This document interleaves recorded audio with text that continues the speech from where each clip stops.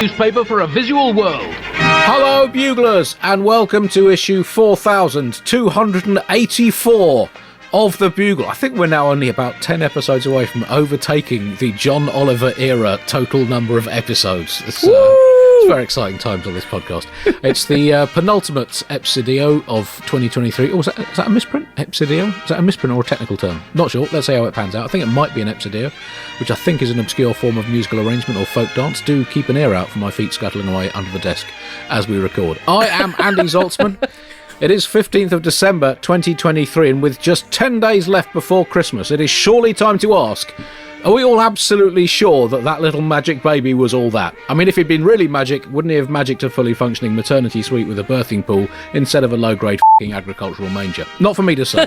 But joining me today, as the year enters its final half month before regenerating into 2024. Firstly, freshly back from the USA, it's Tiffany Stevenson. Welcome back. Hi. Welcome back, Tiff. Hi.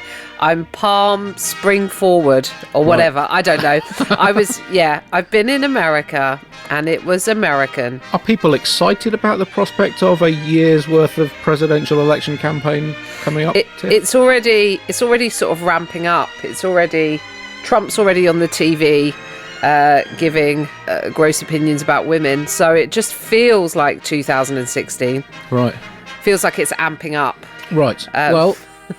From a hopefully less terrifying part of the world in Dublin, it's welcome back to Neil Delamere. Hello, Neil. Are you excited about the American election? I'm very excited about the American election. Yeah. I mean, people love Joe Biden here. People have claimed Joe Biden. People claim every American president except Donald Trump. So we claimed Barack Obama, we claimed John F. Kennedy, we claimed Ronald Reagan, we claimed Joe Biden. And when Trump came over, Trinity College Genealogical Society was just like, we've locked up for the night. So, yeah, I mean, there was a fire in the T section specifically. It's really odd. They can't be helped. Try Scotland. Yeah, Scotland. It should have been Scotland that claimed him, and Scotland made it very clear what they thought of him. With a big sign. Yes. We know the person who held that sign as well, don't we? Yeah. But no, I'm talking to you from Dublin, where things are very exciting here. I have an exclusive for the Bugle. Oh. The latest episodes of Squid Game are currently being filmed in Dublin. A couple of weeks ago, all the players had to play this weird game where they rioted in their tracksuits in the city centre. I don't know if you saw it. Setting buses and the tram system on fire. So look out for that next year. Very exciting. Okay. Well, it's because I think there's tax breaks for filming in Ireland, aren't there? Is that why Squid Games ended up on the streets there? Yeah, I think that's it. We are recording on the 15th of December, meaning it is exactly 15 years since my listening to the radio commentary of the India v England Test match in Chennai was rudely interrupted by being called into impromptu service as a freelance midwife when my son was slightly unexpected. Well, not completely. It wasn't completely unexpected. It was just unexpected. Is not the right. Unexpected at that specific time. I mean, he was not due out for another 3 or 4 days, I think. So we ran about the 98.9% pregnant point. But anyway, happy birthday to the boy. Bittersweet memories. Can I ask a question? Given how much you love cricket, when he was out, did you go huzzah? That's what you shouted, isn't it? Pretty much, yeah. Did you say leg before wicket? It was one of the finest catches I've ever taken. And I threw him in the air, high-fived the wife. But apart from that, it was rock solid piece of wicket keeping. Bittersweet memories, to be honest. I had the extraordinary experience and privilege of delivering my own son out of his frankly weird secret hiding place and into the world.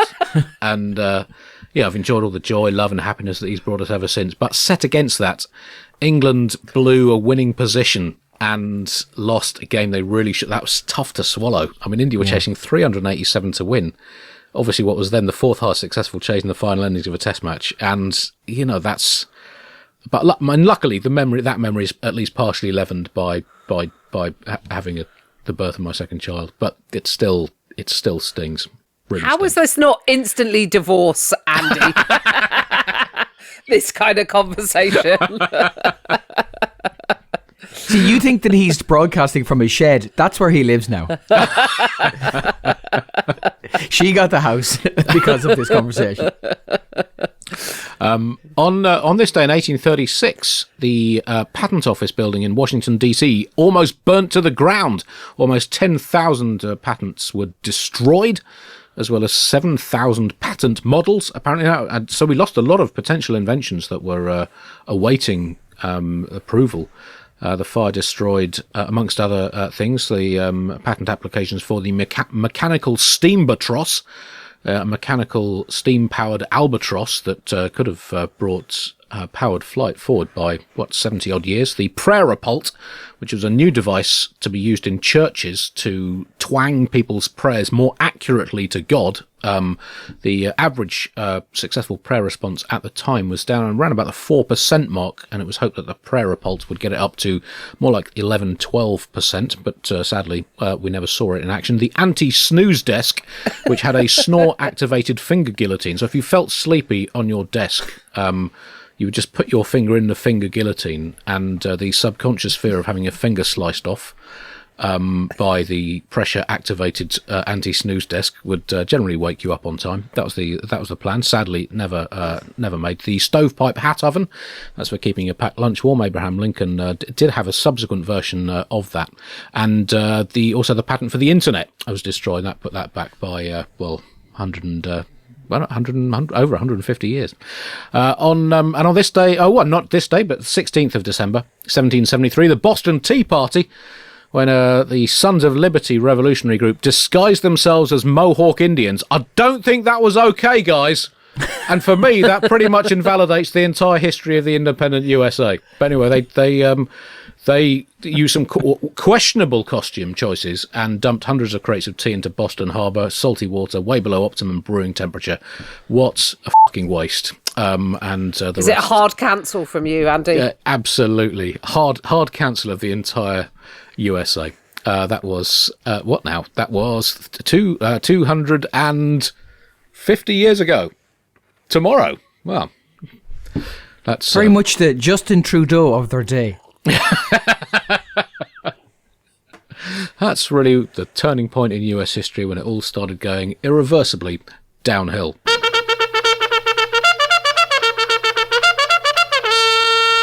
As always, a section of this podcast is going straight in the bin.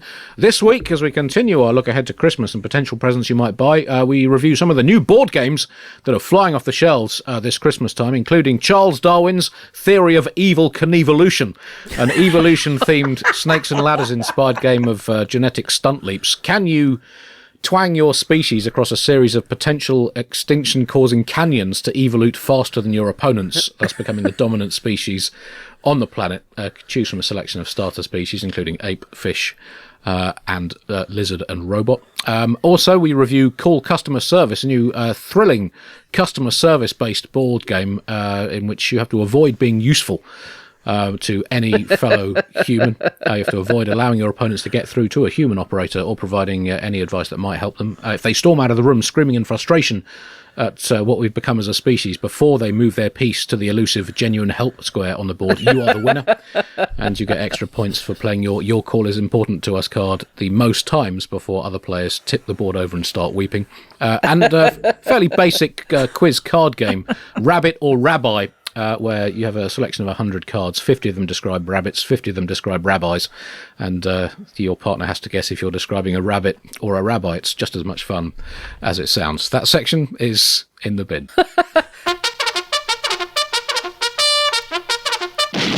Top story this week, the world has been saved. Well, we looked ahead to the COP28 conference in the last issue of the Bugle a couple of weeks ago, and thankfully the world has been saved. Everything's fine now. We can all stop worrying about recycling and stuff because the world has been saved by a vague agreement to transition away from fossil fuels. I think that now means we can just start being as reckless as we like with litter, and everything is going to be fine. I know both of you are huge fans of the planet Do you think this is a genuine breakthrough, a missed opportunity, or a commercially driven stitch-up, or a bit of all of those three things? Well, I saw people being pretty underwhelmed by the agreement on the news. I saw one woman, she goes, these proposals haven't exactly set the world on fire. And I thought, no, that's exactly what they have done. They have set the world on fire.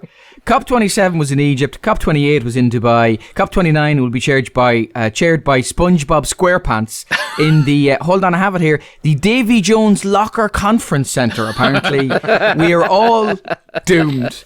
The only people who give you any hope are the kids protesting at the event, 12-year-olds and 13-year-olds saying end fossil fuels now, because they know they're the ones who's going to be banned. Jax, my 8-year-old nephew asked, you know what he asked from Santa Claus? Gills. That's what he asked for, because he knows what's coming.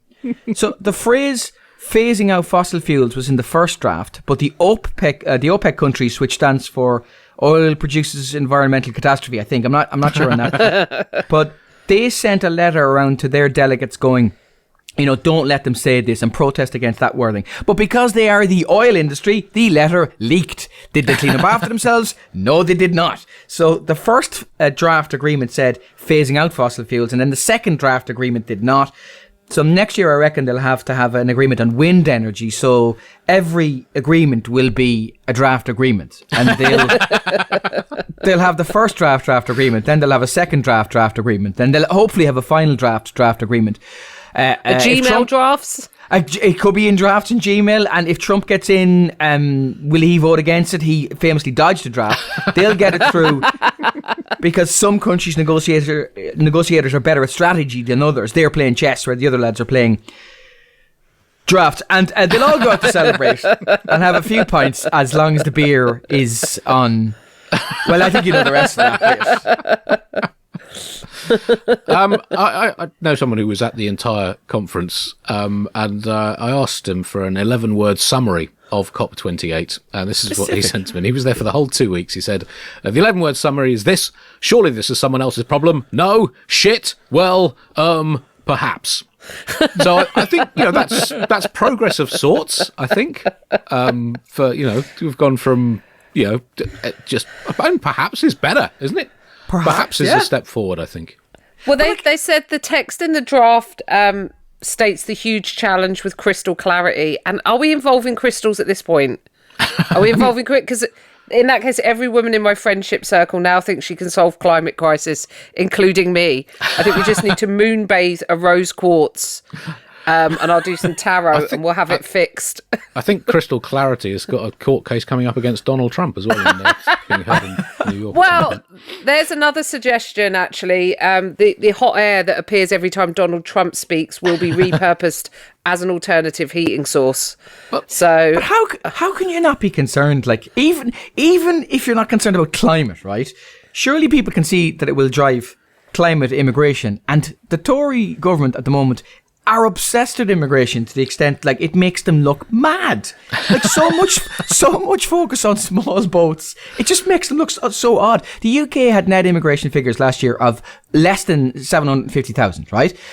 The small people arriving in small boats were 50,000, less than 50,000 of those people. So if you came home and there were 15 people in your house and 14 of them had come through your windows and your doors, if your main response to that was better block up that chimney, you look mad. Particularly at this time of year. That is a waste. You're biting your nose off to spite your face, aren't you? We will touch more on that story later in the show. But I mean, just to pick you up on this, the key thing with this, Neil, is what you're expecting here is politicians to address the genuine root cause of an issue rather than the easily observable symptom that they can bark on about. So I mean, that's naive on your part. Expecting it is. It's me being overly heart of the issue. Yeah, it's me being overly optimistic. I mean, you could look at in a negative way, like in a decade, oceans will flood inland, making large areas of land uninhabitable. Or you could look at it positively. In 10 years, the world will be more like a spa, in that it will be the temperature of a sauna, and all baths will be, by definition, seaweed baths. So, right. I mean, pluses and minuses, Andy. Mix that in with the crystals. I've got a great weekend happening. Oh, we're going glamping. Get your yurt. We're getting it on. It was the first time at a COP conference that a deal was sort of mentioned fossil fuels as a cause of climate change and committed nations to transition away from fossil fuels. Obviously, that commitment comes with the usual caveats in any environmental agreement, caveats including if they can be asked, if they can't get away with not doing so, and yada, yada, yada. So, but, that's about as clear and definitive as a commitment gets in the world of environmental science. And I guess, they say the aim is to avert the worst effects of climate change. And again, that's acceptance that, humanity as a whole has essentially chosen to embrace bad effects of climate change, but we have finally reached a point where we will now not embrace the worst of. So essentially, our game of species-level environmental S&M, we have found our limit, and at COP29 next year, there will hopefully be an agreement to agree on the human race's safe word. So there is progress. Progress is being made. What is a safe word? Greta. It would be Greta, wouldn't it? It would be the safe word. Fossil fuels are going to be phased out unless they're running for high office. Right. In which case, that's fine. They can leave their retirement community in Del Boca Vista to be president. If I can slip a Seinfeld reference, I will. But what Neil's kind of saying about the governments looking good is a lot of them are happy to promote clean energy. So they just keep saying the phrase clean energy, which kind of throws me because it always sounds like a supplement someone sells you under the counter at the gym. It's real clean, my dude, mega gains. Yeah. Like clean energy is a catchphrase. And the report I did delve into a little bit, and one of the things they found in the report about what's been done so far and any results from the last summits, the report found that the technology to suck carbon dioxide out of the atmosphere would have done almost nothing to stop global heating this year. Current levels of technology-based removal, which does not include carbon absorbed by trees, are more than 1 million times smaller than current fossil CO2 emissions, the researchers found. So what we need is something that sucks bigger and harder for longer, like a slightly little Henry the Hoover with a Dyson Airblade body. All right. Okay. Well, I think we can all get behind that dream. So next year's COP29 next year, or around about this time next year. So COP28 has just taken place, as we discussed, in oil-rich, human rights skeptic Dubai. Next year, COP29 will be held in oil-rich, human rights skeptic Azerbaijan. I mean, this does seem to be the sort of geopolitical equivalent of getting Andrew Tate to host a seminar on gender equality in the workplace. It doesn't. I mean, or maybe clearly you're not a member of Hustlers University. Their gender-based masters is absolutely top notch. But I still don't understand how people can deny climate change. Like, I don't know if it made it onto the Bugle's radar this week, but it's clearly causing more extreme weather events. There was a tornado in County Leitrim in the west of Ireland. A tornado in the west of Ireland. Now, I know most listeners are thinking, that is wild. And I know Andy is thinking, is Tony Drago, the Maltese snooker legend, playing a tournament in the west of Ireland? And I know the Leitrim tornado does sound like the name of some bare-knuckle boxer. Like, in the red corner, weighing in at a number the doctors have described as life-threatening, Larry the Leitrim tornado Morrissey. But it was wild. It ripped up roofs off people's houses, cars were smashed. One girl didn't get back to her storm shelter in time, and her little terrier dog, the whole house was lifted up and moved from one place to another and landed on Suella Braverman. So it was a really odd thing to happen. But there was this amazing little cameo. So Leo Varadkar, the Taoiseach, turned up, right, to survey the havoc that was in the town. Now, some townspeople were looking for damages. He's the first openly gay Taoiseach that we've ever had. And he visited Roscommon South Leitrim, which is the only constituency in the country to vote no in the equal marriage referendum a couple of years ago.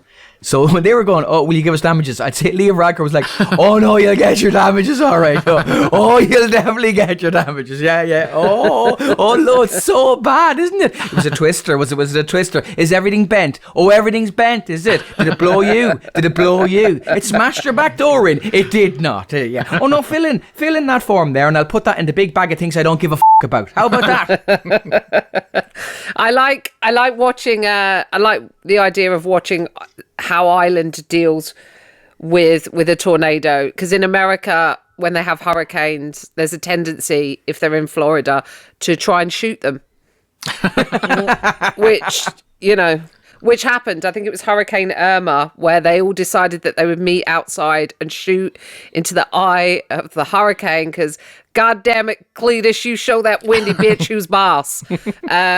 But not realizing that kind of the current of the wind. I mean, imagine if you shoot a bullet in, it's probably going to come straight back out and hit you.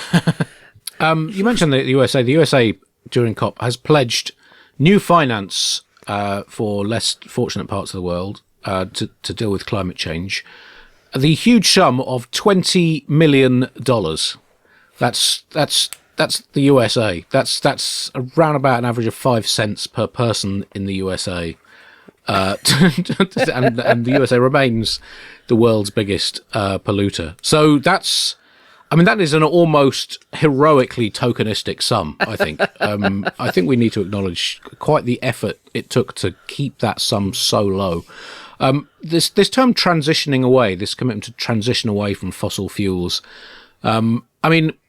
it's not always as easy as it sounds. I mean, we in Britain, we have some experience in how difficult it can be to transition away from stuff. Empire, for example, which took us, decades. It left a trail of ongoing problems around the world, and we still haven't come to terms with it psychologically. So that doesn't bode well, particularly. We tried transitioning away from monarchy in the mid-17th century by having Charles I's head transition away from his neck. That also didn't go too well, and on current trajectory, we will only finally move on from having an unelected, God-appointed head of state in around about the year 12,472. So committing to transition away from something doesn't always work out quite as quickly and well as you hope. Yeah, I mean, you did transition away from burning Catholics, though. Yes, only by transitioning to burning witches instead. Yeah, but I mean, listen, there were smokeless witches, and that's very important. And the government planted a new witch for every witch they burned, so it was entirely sustainable.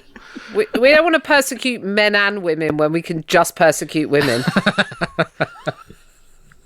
Well, women are far more environmentally friendly. They burn at a lower temperature as well. I mean, we don't make the rules. Firing people to Rwanda news now, and the British government's dream of firing at least one person to Rwanda at the cost of £250 million remains on track after Prime Minister Rishi Sunak managed to see off a rebellion from his own MPs over the bill to allow people to be twanged to Rwanda from our national catapult.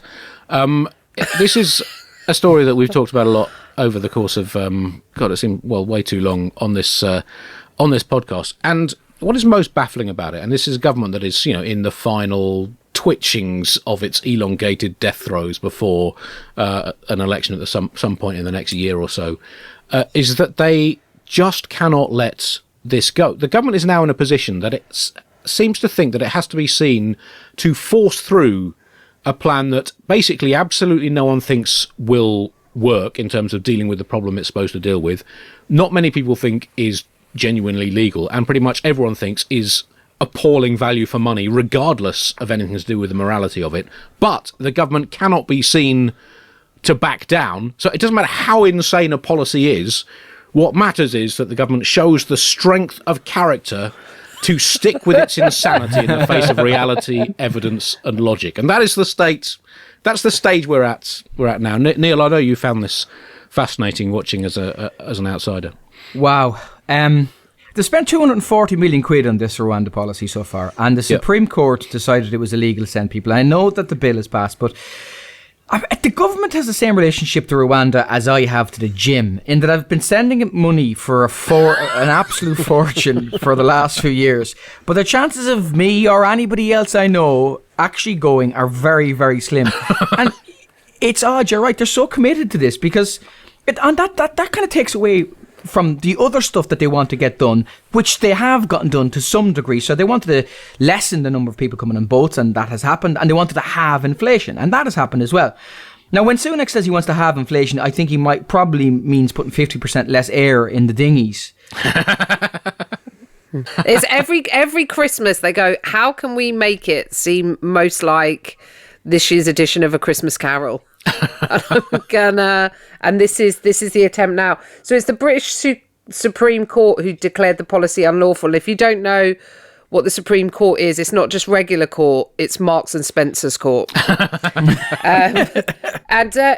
It's sort of mad, isn't it? Because they were saying like there've been 45,000 attempts by boat to breach the shores of the UK undetected, and that was just Michelle Mone on the good ship PPE.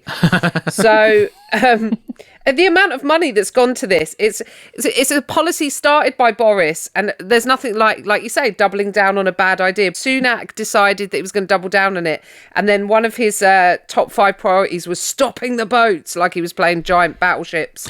And so I don't. But Boris lied about the EU money. Do you remember his bus lie where he said we'd save 250 million by not being in the EU? So we're going to save 250 million by not being in the EU. And that's pretty much what we've paid to Rwanda to not take anyone. You do have to remember that the Magna Carta, or Magna Carta as pedants like to call it, the foundation of British law, does have one of the very few clauses that still applies from the Magna Carta, along with freedom for the City of London and when you're allowed to piss in a hedge, is out of sight, out of mind. And that is, the absolute key to this government policy. I mean, I don't quite know how they came up with this idea to fly asylum seekers to Rwanda. I mean, this it's so baffling. A country that is more crowded and less well off than we are, because we don't have the capacity or space to take the... I mean, even by the logic of British politics, this is pretty far-fetched. I've actually got a friend who works, a fictional one, the one who was at the COP. He gets around your friend, doesn't he? Well, the one who was at COP is actually real, but this is a fictional one. Let me make that clear. But he works, this fictional friend, at the Oak Ridge Leadership Computing Facility in Tennessee, where they've recently installed Frontier, which is the world's most powerful computer. Now, I asked my friend if he could use Frontier's 8.7 million cores. That's over 1 million times more cores than a high-spec laptop has. It clocks in with 1.1 exaflops, which is not a term for a collection of former Conservative prime ministers. It's something to do with computer processing. It works out at 1.1 quintillion operations per second, which is even more than the NHS manages on its best days. And I asked him if he could use this computer to formulate a more ridiculous policy than sending asylum seekers to Rwanda. And after 2 months of running it every night when the office is shut, still hasn't come up with anything even close. So I think it was probably concocted by Suella Braverman during a séance with former Australian Prime Minister Scott Morrison, who was behind the Australian similar policy, Salvador Dali, just for the absolute surrealism of it, and Beelzebub himself. That's the only possible explanation for how this policy came about. When you see Grant Shapps having a go at Gary Lineker over a letter he signed on migration, we have reached peak culture war. Shapps has had 5 or 6 cabinet positions in the last year. Like, you really can't put him anywhere. He's like Lionel Messi in that he's completely unsuited to politics. Like, why, can we talk about why they brought David Cameron back? Like, that's, even that is insane. He's been gone for 7 years. That's 1/3 of a Leo DiCaprio girlfriend. What is going on? He's resigned. He's enough money to retire comfortably. He has no hope of getting a job after the next election, and he still took it. This does not say a lot for the company of his wife and children, does it?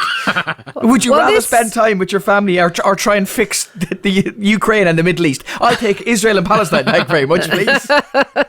I think that's. I think it's actually quite inspiring, because it shows you don't even need to be an MP to be Foreign Secretary, so we can all just have a go. Yeah, he had 350 people to choose from as MPs. He has to make a guy a lord. I don't know if this do you know what it reminds me? It reminds you of when Australian rules football teams take Gaelic football players. And it's like, okay, you need a new captain, Jono. You can pick any of our guys from our squad, any of the guys from the academy, any of the guys from the underage teams. Who do you want? I'd like a part-time farmer from Monaghan, please. Well, the terrifying thing about this, I don't know if it's terrifying, is that Sunak has brought forward emergency legislation to push this through that seeks to override any laws that would prevent the deportation scheme going ahead. So he's just like running roughshod over human rights conventions so that he doesn't get a vote of no confidence from hardliners. And the hardliners don't care because they want to leave the EHRC. I don't know if you remember Theresa May a couple of years ago was like, we don't want to be a member of the EHRC. We don't want our hands tied by the EHRC. And I was like, do you know what? They're against binding or restraint of all forms, the HRC. That's the opposite of what they're going to do to you. It's kind of terrifying to think, oh, you can just push through something with emergency legislation without it going through the proper due process. Is that not...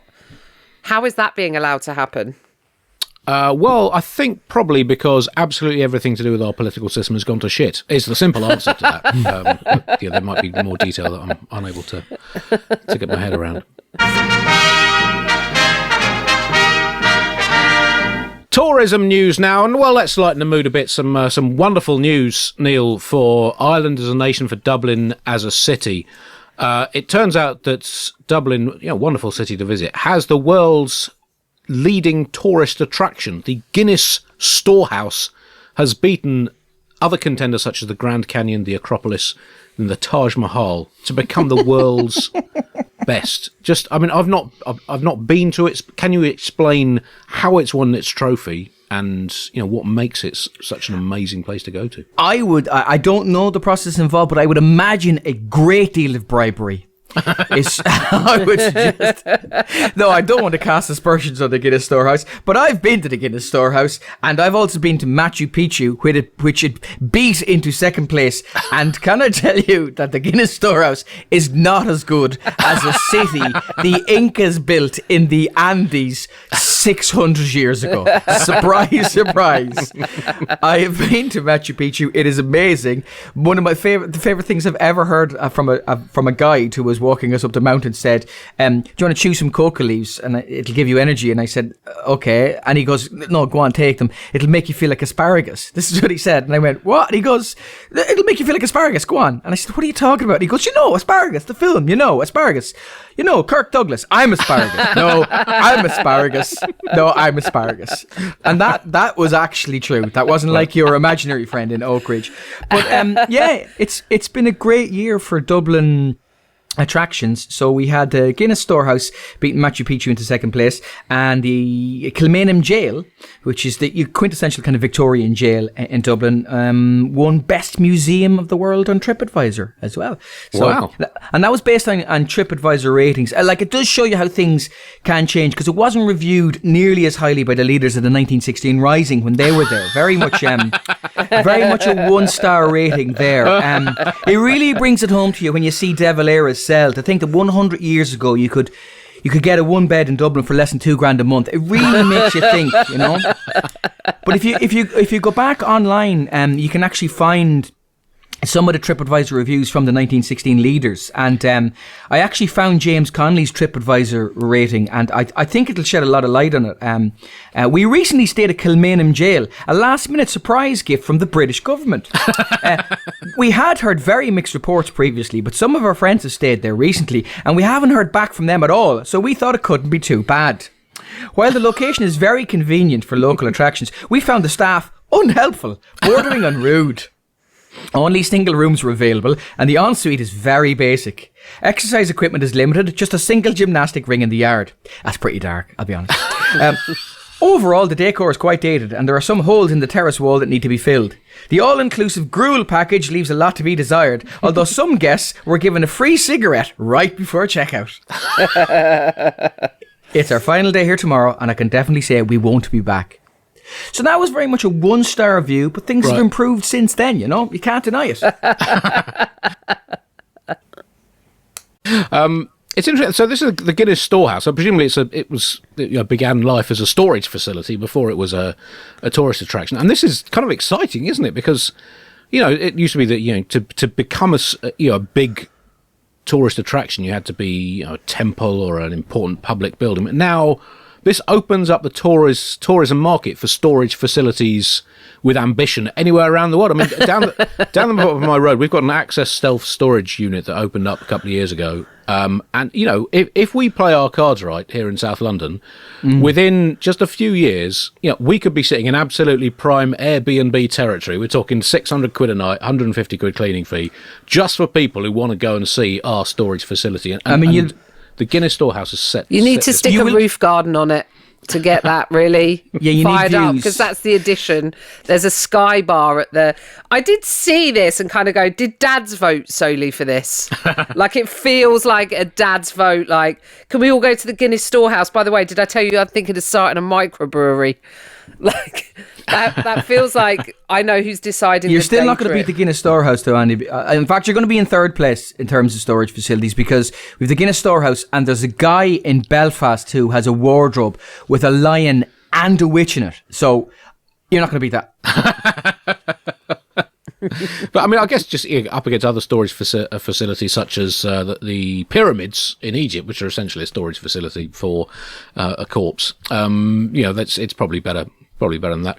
I've got a few Guinness facts for those you listening who don't know that much about Guinness.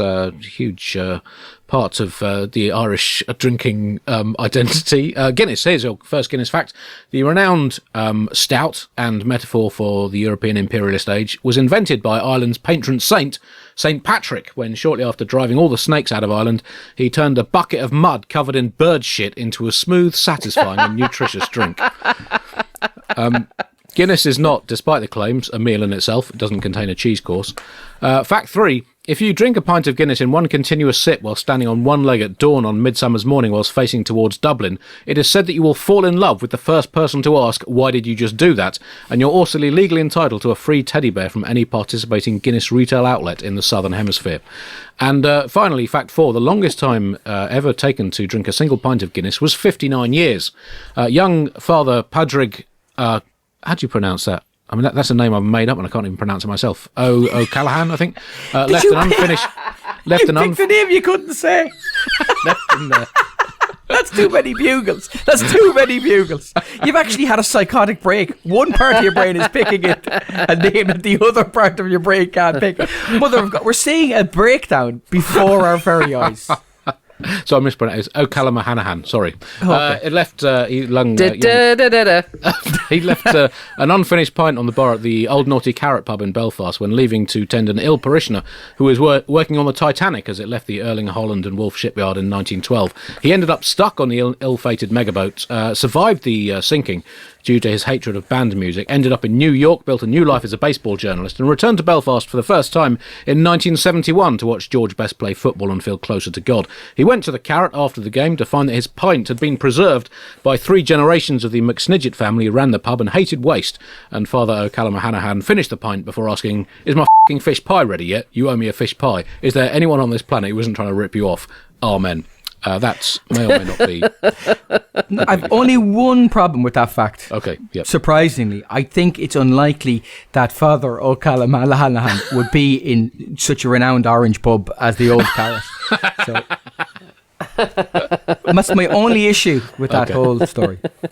But I guess you have to ask also, why have other attractions sunk down the rankings whilst the Guinness Storehouse has risen to the top? Bad year for the Acropolis, by the way. Really bad year for the Acropolis. Yes. Well, I mean, just looking at some of you mentioned the reviews it's had. I mean, some of the reason why it might have sunk down the rankings include this kind of feedback from tourists. Second time I've been, they still haven't mended the roof.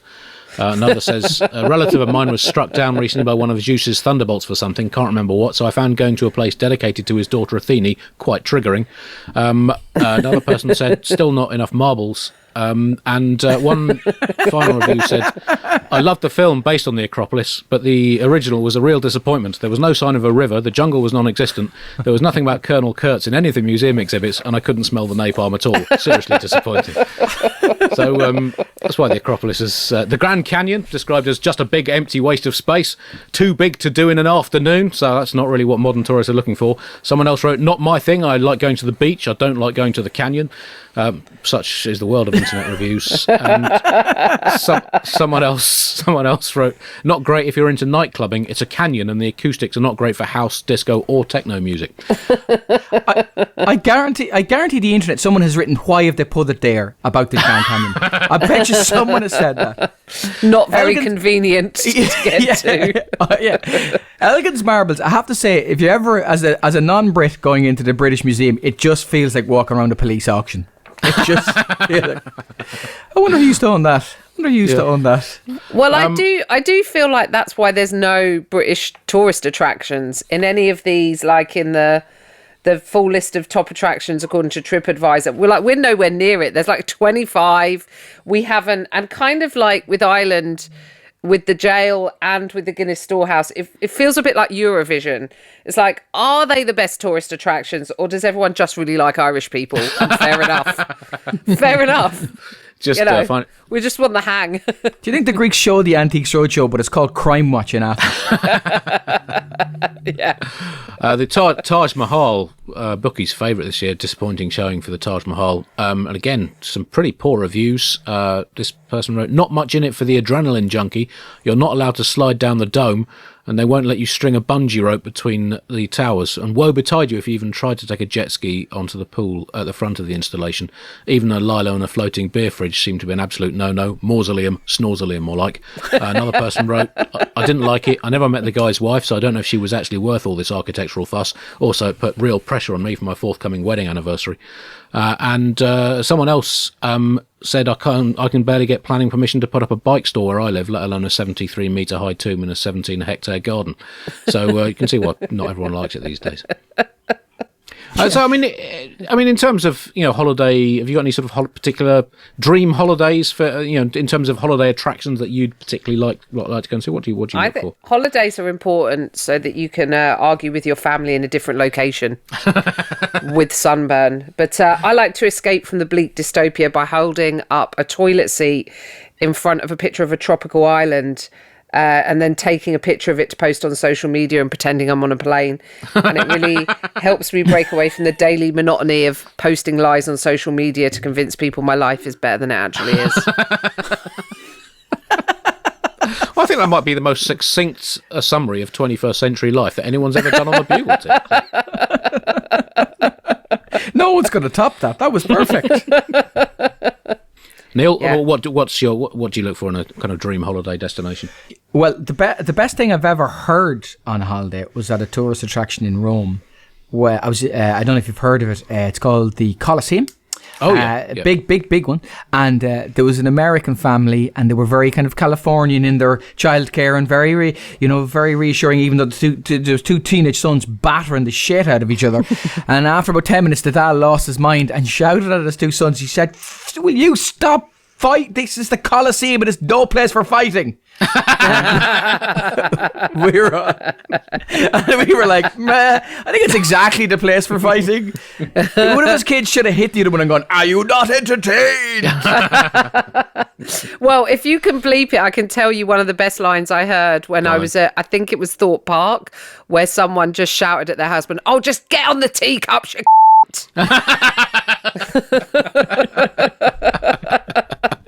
which, can't beat it, really.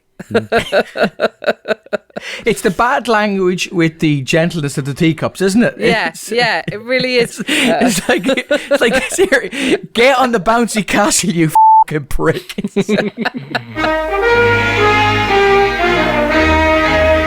That brings us to the end of this week's Bugle. One more full Bugle this year before we consign 2023 to the history books where it f***ing belongs.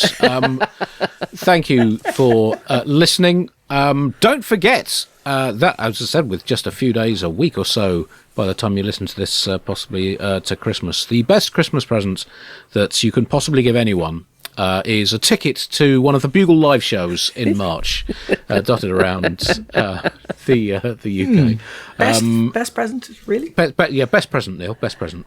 Details on the internet. Also, ticket links on the Bugle website, where you can also join our Bugle voluntary subscription scheme. Subscribers get access to the exclusive monthly Ask Andy bonus show, in which I answer your questions. The latest one will be coming out early next week, or this week, depending on when you're listening to it.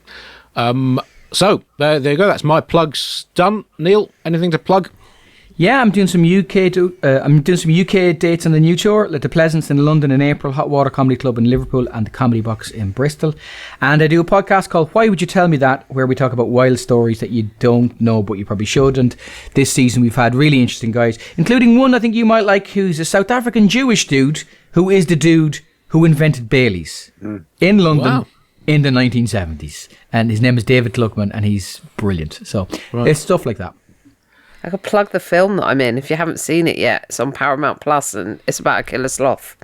So it's called Slaughterhouse. So oh my God, you're in Slaughterhouse! Yeah, have you not? Did you no, not I'm know? going to watch that. I didn't know that. Woohoo! Oh yeah, obviously the Emmy noms came out at the beginning of the week, and sort of bit disappointed not to have got a nod for my scenes with the sloth. It definitely would have been supporting because Sloth is the lead. Alpha is the lead, but yes, it's very silly, very fun comedy horror film, so check that out on Paramount Plus. If you're in America and you're listening, you can watch it on Hulu for a bit of fun, and listen to episodes of Catharsis, my podcast with the Bugle Network, so catch up on those. They're available to listen to, and book a ticket to see me live sometime. You can check me on social media for when and where I am playing. There you go. That is all of your Christmas presents sorted out, Buglers. Thank you very much for listening. We'll be back next week with Alice Fraser and Josh Gondelman to bid a not very fond farewell to this